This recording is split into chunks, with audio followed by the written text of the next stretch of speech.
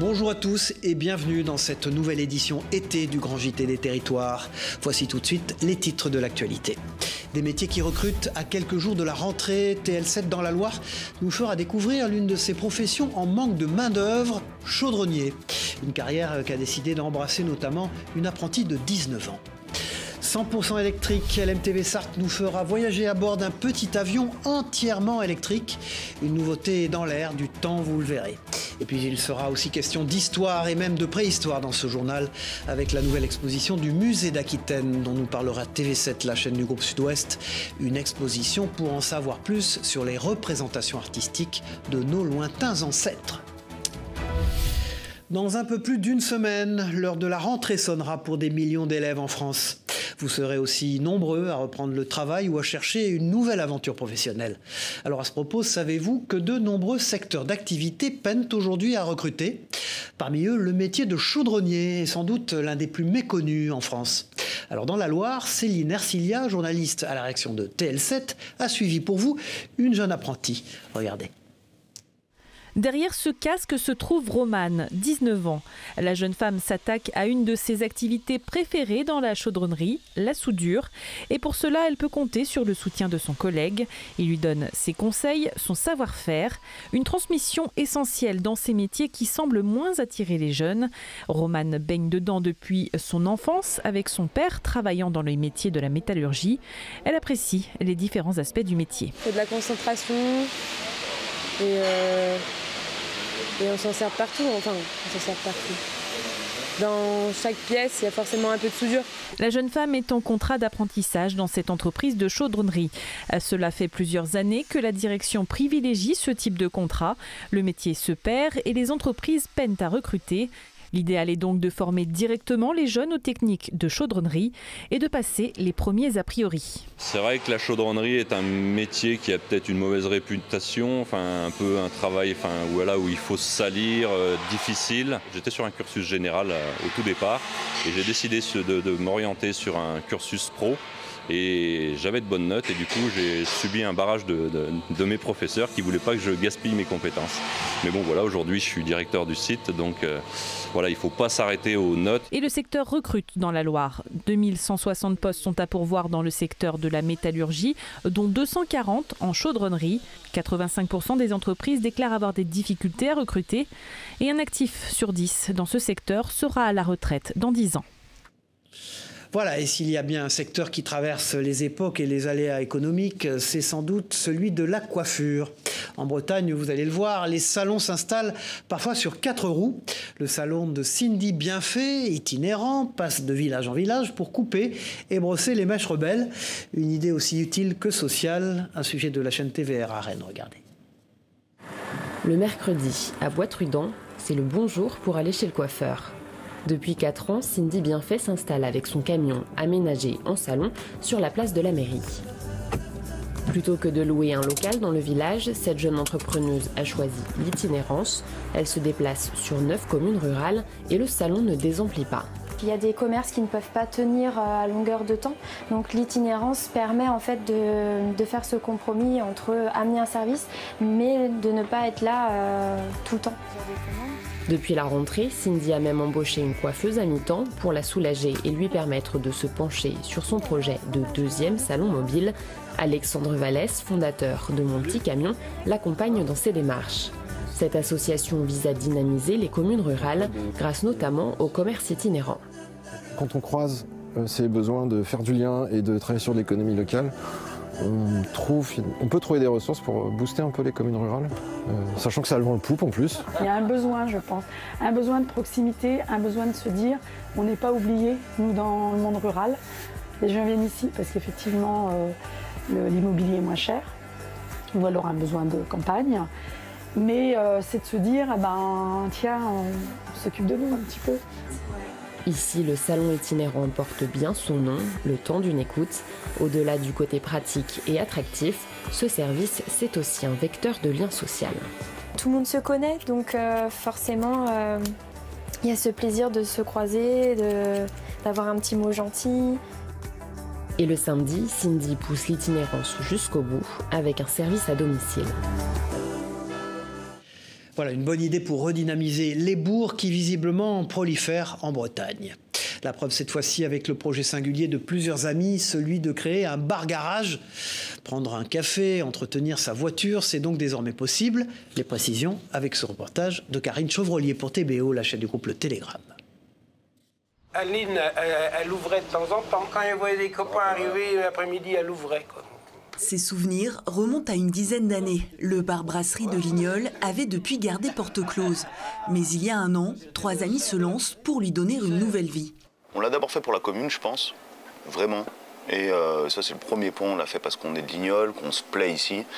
Et on a voulu faire ça avec les gens qui nous ressemblent, en fait, dans les milieux ruraux. Steven, Gaëtan et Johan ont entre 26 et 31 ans. Avant de se tourner vers la gérance de ce lieu, tous les 3 étaient dans l'automobile. C'est donc tout naturellement qu'ils ont lancé ce bar-garage. J'aime le commerce, j'aime l'automobile, j'aime le contact avec les gens. Donc c'est des choses qu'on retrouve que ce soit au garage ou même en brasserie où on a plus le temps d'échanger. Car dans cette commune de 885 habitants, une seule boulangerie. Le nouveau commerce a apporté de quoi recréer du lien social et intergénérationnel. Ça réchauffe un peu le bourg, quoi, parce qu'on a du monde, on se voit, on vient, on s'arrête de temps en temps. Je crois que les jeunes issus du milieu rural ont envie de rester chez eux ou de revenir. Je ne vois pas pourquoi ça serait moins bien qu'en ville. Les 3 amis associés ont depuis embauché un salarié. Le Bienvenu propose aussi des soirées à thème autour des cuisines du monde et un café philo mensuel a vu le jour. Des excréments humains pour produire du gaz. Parlons à présent de cette étonnante initiative qui est actuellement développée près de Toulouse. Portée par une association, celle-ci vise à préserver le canal du Midi des rejets issus des toilettes des péniches. Pour ce faire, des toilettes sèches sont installées pour alimenter ensuite un méthaniseur. Les précisions avec Léo Ribérol pour Via Occitanie. Regardez ce reportage. Bien installé dans sa péniche sur le canal du Midi, Jérôme a fait installer il y a 4 ans des toilettes sèches. Alors voilà les toilettes sèches que j'ai mis en place il y a 3-4 ans. Tout va au même endroit dans le seau. Le seau, je le récupère en ouvrant ici. Objectif, limiter son impact sur la biodiversité locale, car la plupart des péniches rejettent les excréments directement dans le canal. Problème, lorsque l'eau n'est pas suffisamment brassée, la concentration d'azote augmente et favorise la prolifération d'une algue qui étouffe la faune et la flore. L'accès aux péniches étant difficile, déposer son compost n'est donc pas si simple. Après, le problème, c'est un problème logistique, c'est où mettre le compost. Les déchets, c'est pas à côté, justement, c'est aux environs de Picojoule et c'est à 10 minutes à vélo, avec des remorques, c'est pas évident de prendre les remorques pour transporter le seau. Depuis peu, Jérôme a rencontré Félix de l'association Picojoule. Celle-ci souhaite développer l'installation de toilettes sèches à séparation dans les péniches de Ramonville-Saint-Agne et récupérer leurs eaux usées pour les revaloriser grâce à un méthaniseur. Donc ça, c'est les caisses qu'on va récupérer sur les bateaux avec les litières dedans. On va les prendre et on va les vider hop, dans notre méthaniseur. Nous, on va venir avec une plateforme flottante à côté du bateau, récupérer l'urine et les fécs, amener ça jusqu'à Picojoule, donc à peu près à 300-400 mètres du canal, méthaniser cette matière. Donc la méthanisation, c'est la dégradation de la matière organique qui produit un gaz. Et ensuite, la matière organique qui sera digérée, elle sera valorisée sur une ferme agroécologique qui est en installation à côté de chez nous. À l'heure actuelle, le projet est en phase de test avec 10 péniches. En 2024, le champ d'action de Picojoule devrait s'étendre à 75 bateaux, avec à la clé 50 tonnes de matière organique valorisée chaque année.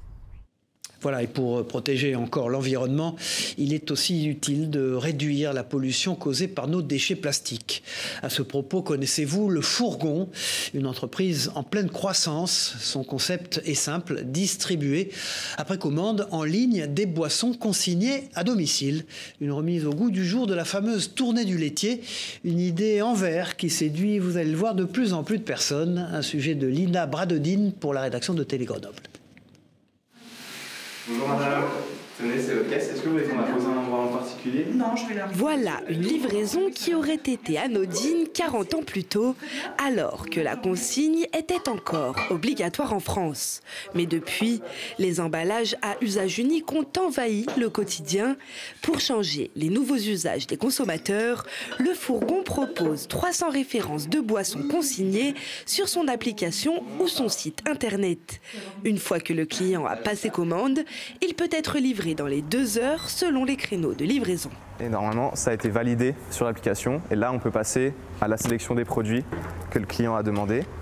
Donc là, on voit, c'est une soupe, 5 légumes.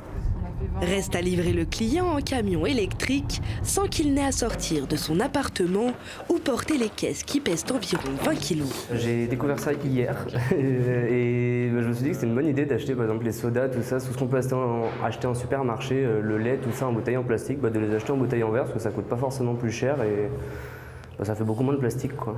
On est sensiblement sur les mêmes gammes de prix que dans certains supermarchés sur certaines gammes de prix. En revanche, on sait que sur d'autres gammes, on est moins compétitif. Des prix moins attractifs en raison du service rendu et de la consigne.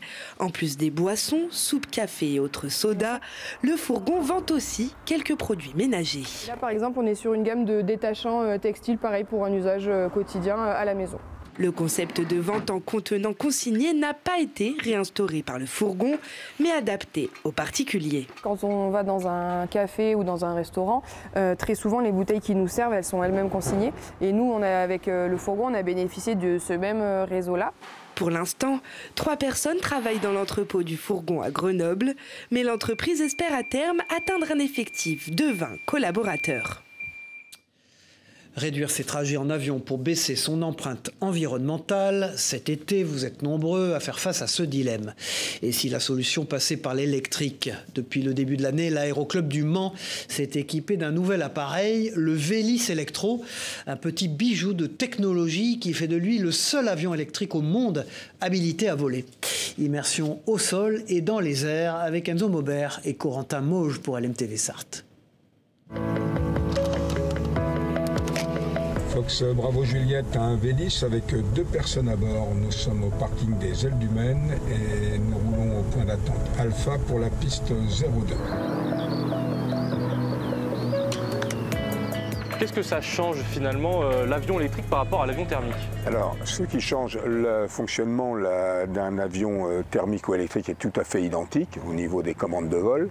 La différence vient du système de propulsion et puis également, non pas le silence de fonctionnement, mais la nuisance sonore qui est fortement affaiblie. Il y a plus de 15 décibels d'écart entre un avion thermique et un avion électrique. À l'extérieur, le bruit ne dépasse pas celui d'un gros ventilateur. Et avec ses 2 batteries, le Vélis Electro est capable de voler 67 minutes, une autonomie limitée, mais largement suffisante pour remplir sa mission principale, former les nouveaux pilotes. Dans un cursus de formation en moyenne de 50 heures à peu près pour le brevet de pilote, 15-20 heures peuvent être faits dessus. Une leçon dure en moyenne 3/4 d'heure, et 3/4 d'heure, donc cet avion remplit le contrat pour cette partie de la formation. Grâce à ce superchargeur, l'avion peut être rechargé en à peine 1 heure, avec à la clé quelques économies. Pour vous donner une idée, on pense faire à peu près 350-400 heures dessus, ce qui doit correspondre à peu près à 7000-8000 litres de carburant économisé.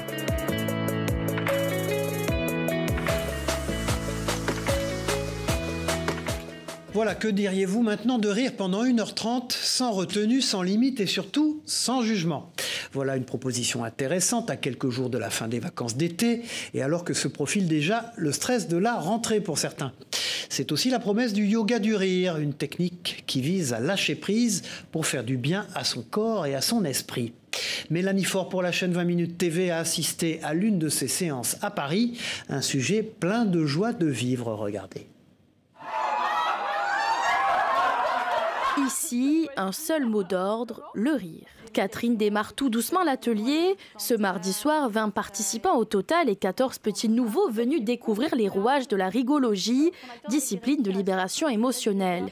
Et pour commencer, ils apprennent le célèbre rituel. Vous êtes prêts pour chanter le petit rituel? On y va.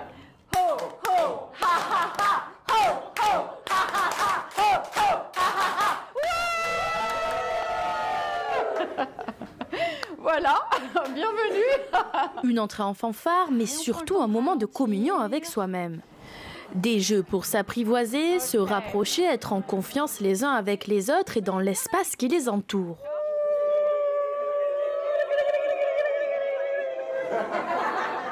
Ils ont le sourire, ils ont la grosse pêche. Puis il y a toutes les générations, des jeunes, des moins jeunes, et voilà, et ça marche très bien, ça matche bien entre eux.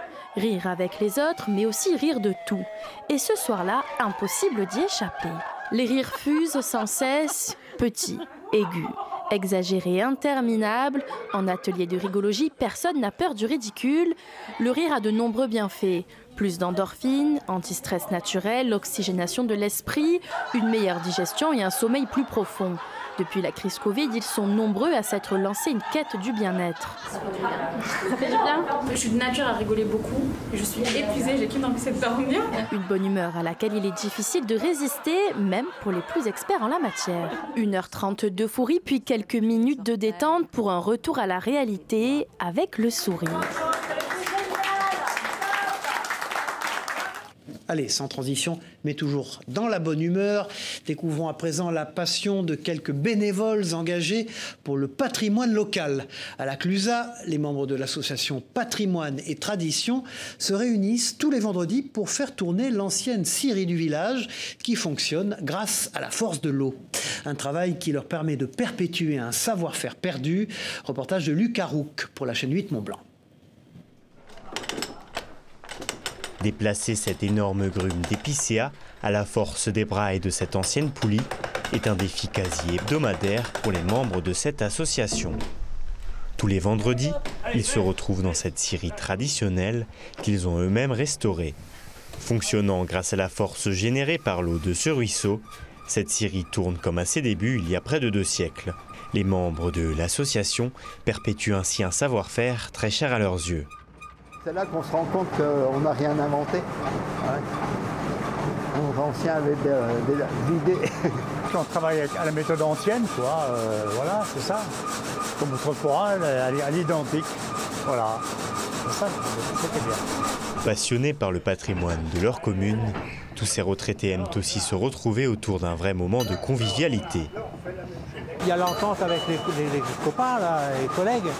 Et puis on s'entend bien, on s'entraide et puis ça occupe une journée dans la semaine. Hein. En retraite, on n'est pas toujours débordé, hein, comme on dit. Hein. Grâce à leur précieux travail, les membres de l'association rénovent de nombreux sites patrimoniaux de la Clusa. Ils coupent aujourd'hui du bois pour réaliser la charpente d'un chalet de montagne. Il y a beaucoup de choses anciennes, des vieux chalets qui ont disparu, tout ça, voilà. Mais donc ça, même au niveau touristique, c'est important que les personnes qui sont en vacances ici viennent visiter des choses comme ça. Et la tradition, c'est aussi, on a remis en route des fours, ce qu'on appelle le four banal pour le pain, quoi. Et 4 à 5 fois par an, on refait du pain comme il était fait autrefois. Si vous voulez observer le travail de l'association clusienne Patrimoine et Tradition, sachez que la scierie est visitable uniquement sur rendez-vous. Voilà, alors pour elle, la retraite, c'est hors de question. Elisabeth DeVos est une matelassière, aussi passionnante que passionnée, spécialisée dans la confection de vêtements et d'accessoires pour enfants. Cette octogénaire continue malgré son âge, sa production textile. Le travail, c'est la santé, diront certains. Une rencontre enthousiasmante de la rédaction de Canal 32. Regardez. La boutique atelier 3 petits points est accolée à la maison d'Elisabeth DeVos. Après avoir exercé de multiples métiers, depuis 33 ans, elle s'est spécialisée dans la confection pour enfants. Parce que j'adore les enfants et c'est tellement facile de travailler pour les enfants. Vous savez, c'est trop drôle de travailler pour les enfants. Vous voyez par exemple ça, ah ben ça alors madame, je savais pas que les girafes faisaient de la gymnastique. Elisabeth a commencé la confection pour des amis avant d'accéder au statut d'artisan, métier d'art et conservation du patrimoine vivant. Elle se définit comme matelassière. Elle consacre près de 10 heures par jour à la découpe et l'assemblage de tissus d'origine française ou allemande. Alors elle fait un bruit terrible, hein, je vous préviens tout de suite. Je fais en fait les vagues autour manuellement. Il y a des gens qui me demandent de refaire des couvertures à l'ancienne. Et je crée le dessin moi-même. Elisabeth DeVos aime associer solidité et praticité. à l'instar de cette veste réversible ou ces vanities vendues en boutique, salon ou sur Internet. Quand vous achetez un vanity, ça tombe. Alors que si vous mettez un fond en bois que vous pouvez retiquer, ça ne tombe pas. Vous avez la boutique avec tout ce que je fais. Après ça, vous avez les promos. Et après, comment me contacter? Après, vous avez un bon de commande avec le port, suivant le poids. Donc, je mets par exemple couverture, tel poids, tel prix. Si elle a toujours su s'adapter aux habitudes de consommation, à 81 ans, elle n'arrive ni à transmettre, ni à s'arrêter. Rien qu'à l'idée de travailler autant d'heures, personne ne veut. Ils ont peur. Ils ont peur. Alors moi, je dis, quittez pas votre travail et faites ça à mi-temps. Essayez. M'arrêter, non. La chose qui est le plus importante dans la vie, c'est de se lever et d'être content d'aller travailler. C'est pas de faire le métier qu'on vous dira de faire, c'est le métier que vous aurez envie de faire. C'est un choix de vie. Si vous vous levez le matin en étant content de travailler, ça vaut tout.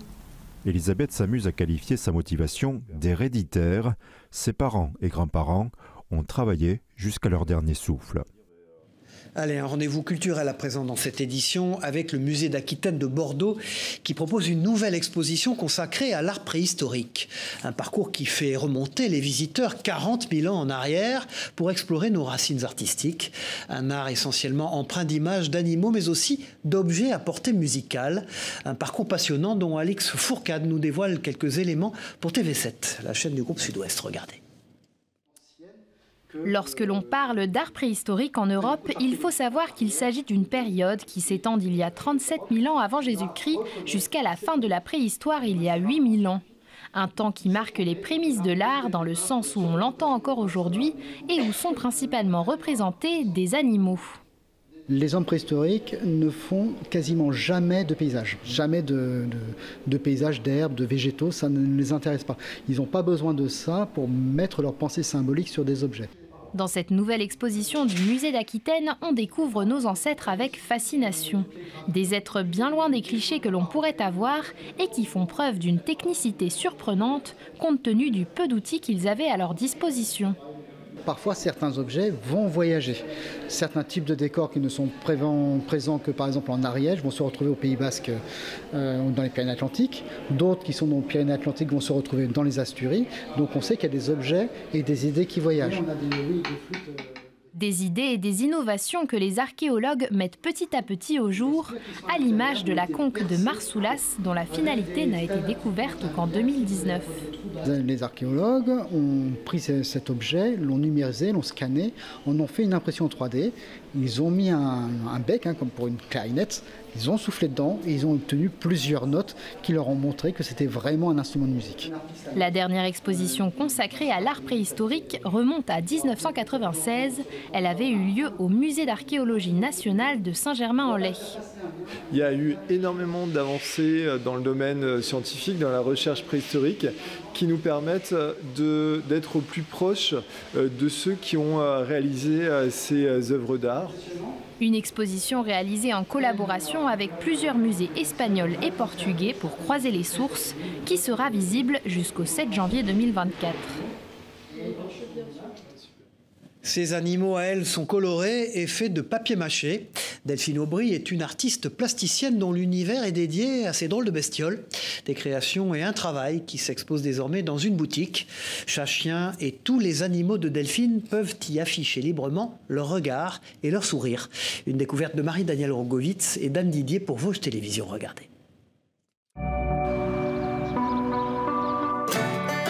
Les bestioles de Delphine Aubry sont partout du sol au plafond dans une boutique ouverte spécialement et forment un bestiaire haut en couleur avec ce drôle de regard. Ça c'est ma signature. Ils regardent un petit peu le monde qui les entoure d'une façon interrogative et puis bon, moi je les aime bien des fois un petit peu simplés, un petit peu niais, ou des fois en colère, ou des fois interrogateurs, ou tristes même. C'est la patte de l'artiste sortie des Beaux-Arts d'Épinal, mais autodidacte dans cette technique de la sculpture en papier mâché. En plus de 20 ans de création, elle ne les compte plus, des milliers de bestioles.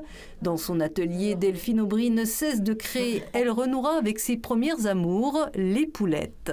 Une petite poulette comme je suis en train de faire, c'est à peu près 2 à 3 heures de travail, toute étape confondue. Puis une grosse bête comme le chien qu'on a à côté, là c'est entre 30 et 40 heures. Mais dans cette arche de Noé, Delphine a toujours conservé son premier spécimen, une célèbre cochonne, Henriette Dumont, c'est son nom. C'était l'exposition bikini avec des cochonnes en maillot de bain et elle a un petit peu toute nue parce que c'est coup de soleil semi-intégral. Quant à la boutique où l'on retrouve ses ouvrages, elle sera un lieu d'exposition permanente. Veaux, vaches, cochons et tant de couvées, les bestioles ont fait le tour de l'évolution des espèces animales et elles ont désormais pignon sur rue. Voilà, c'est la fin de cette édition. Merci d'avoir suivi ce grand JT des territoires.